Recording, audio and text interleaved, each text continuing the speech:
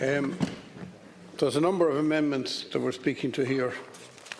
And first of all, I would like to welcome the extension by the Minister in his amendment of the right to conscience to the candidate division of the register, in other words, to students. In both cases, I think that is a small step in the right direction. I also listened with very great care to what my colleague Deputy Brazel said, and I have to say that I also listened to the Minister's explanation, and I don't think he really dealt with the issue, or the issues raised by Deputy Brazel. Now, in the conscientious objection, we're coming really to the nub of the issue here. And I'd like to say that I've known over my lifetime many medical people, nurses, midwives, doctors, who have had a total commitment to the protection of human life, who have always, in the case of a pregnancy, seen that there were two human lives there to be protected as far as was practicable. Now, I have to, but I don't want to in any way be provocative, but to take the issue with what Deputy Durcan said. On a number of grounds, any medical intervention required to save the life of the mother was traditionally carried out by good medical practitioners. And I have known people who would have been very much totally committed to the concept of two patients, but who would never ever have hesitated to intervene if the mother's life was at risk.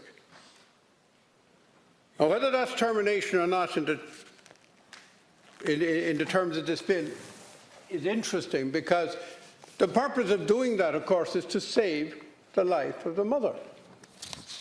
Whereas, according to the definition in the bill, the purpose of the termination here is,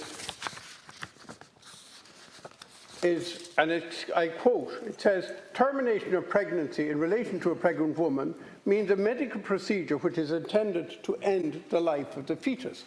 So the purpose is not about saving the life of the mother in those cases. It's about ending the life of the fetus. It is very direct, and that's what it says. It says that. It's in the bill. It's in the bill. It's on page 6. There's one deputy. Line 12 and 13. Now, that was as I always understood it to be, and was traditionally practiced in good medicine here in Ireland. And anybody who says to the contrary, in my view, doesn't know what really good medical practice was about. And this goes to the core of the dilemma facing medical practitioners, midwives, nurses, doctors. Is it two patients or one? Now, as I've said from the very beginning, there are people here who believe that there is only one patient, that the other life, the other human life, doesn't count. Some people believe it counts in some way, but not really counts. One of the deputies here this afternoon, and I admire her honesty and I admire her integrity on this, referred to the main patient. But there are other people who think that that's a very slippery slope to go down in human existence when you start differentiating between people and talk about main patients and not so main patients. And we know where that kind of thinking leads you.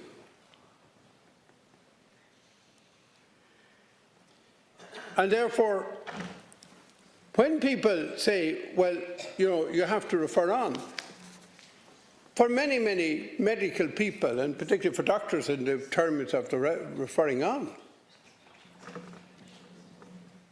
they believe that, and they know from medical science, they have two human beings.